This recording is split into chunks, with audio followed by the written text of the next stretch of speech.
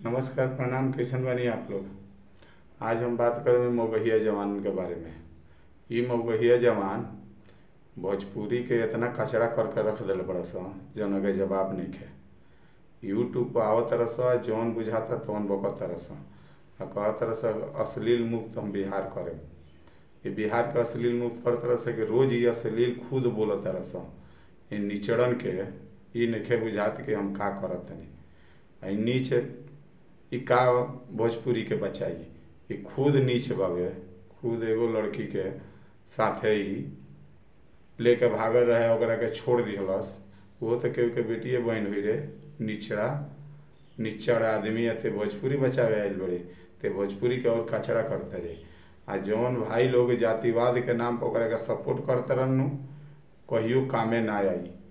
वो कहियो कामे ना आई केहू के आई लड़ा दी आ लड़ा के फिर बढ़ जाई। अगर जे ये बड़ा लड़ जाओ आदमी तो वो आई ना सामने। अगर जे सामने आवे के रही तो आके बिहार से खुद बोली।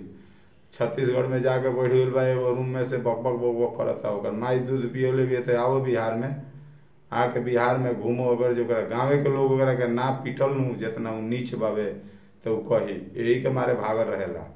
खुद ओकरा गाँव के लोग ओकरा के खोजता। एगो बूढ़ बाप बड़न 80-90 साल के ओकरा के छोड़ के उ नीचे जाके बैठल बा लोग आ दूसरा के संस्कार बुद्धि सिखावता। अपना बाप माई के छोड़ देले बा, जाके कमाता खाता हैं। ओकर बाप माई दुखी बावे ओकरा से। ये इतना बड़ा नीच बावे। उ भोजपुरी के बचावे चलता आ रौरा लोग सपोर्ट करता नहीं। ओकर सपोर्ट नहीं करत। उ सब दांगा फैला दी, लड़ा दी। वही राजपूत लड़ के मर्जी हन आपस में, उ चुपचाप बैठे रही। वो नीच के उहे काम बा। एकरा से पहले कितना भोजपुरी गाना ई जब से यूट्यूब पर आइल बा ओकरा रहते हुए कितने आइल बा, कितने लोग गौले बा। नीच एगो आदमी के टारगेट क के ई बोलत हवे कि हमारे यूट्यूब चैनल चलत रहो। एकरा और कोनो काम नहीं खे का भोजपुरी में। भोजपुरी में अश्लील का चीज़ बा। अश्लील के ख़त्म करे खातिर बैठे के पड़ी। सब गायकन के एक जगह बैठ के राय करे के पड़ी, तब होई कि यूट्यूब पर आके माई बहन गरियावला से अश्लील खत्म होई। ये खुद अश्लील फैला रहल बा। जेकरा के मर्जी ओकरा के आवता गाली दे देता आ केहू बोलत नहीं खेनू तो रौरा लोग बहुत एक दिन पछताए। आ जातिवाद पर कुछ यूट्यूबर लोग सपोर्ट करता न तो अगर यही नती होखे लगी न तो लगभग लोग पिटाए। तुम लोग वो पार्टी के मरबो लो और तुम लोग के मारबो, सब यूट्यूब खत्म हो जाए। लोग खोज खोज के लागी मारे न। ठीक बा, एक आदमी के नहीं कहत कि जौन तू पार्टी बना के ओके गरियावता वो पार्टी बना के तोके गरियावता आ घूमे लगल हुआ चेहरा तो लोग के पहचान लोग लागी पीटे। बस सब यूट्यूब भुला जी बोलो आ न तो सुधर जालो आ सुधर के बढ़िया बात बतिया बोलो। मनीष कश्यप नियर ठीक बा, उठाव लो कुछ भोजपुरी के बात अश्लील से उठाव लो एकदम प्रेम से और तुम लोग के साथे पावे लोग।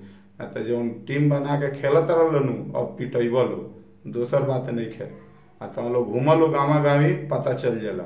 एगो रूम में बैठ जाता रहो कुछ बना देता रहो फलाना हम चैनल चलावत नहीं, चिलाना चैनल चलावत नहीं। गाँव में दम बताया आके पब्लिक से मिल के पूछ के का कहता तुम लोग के वो पिटाई हो जाई।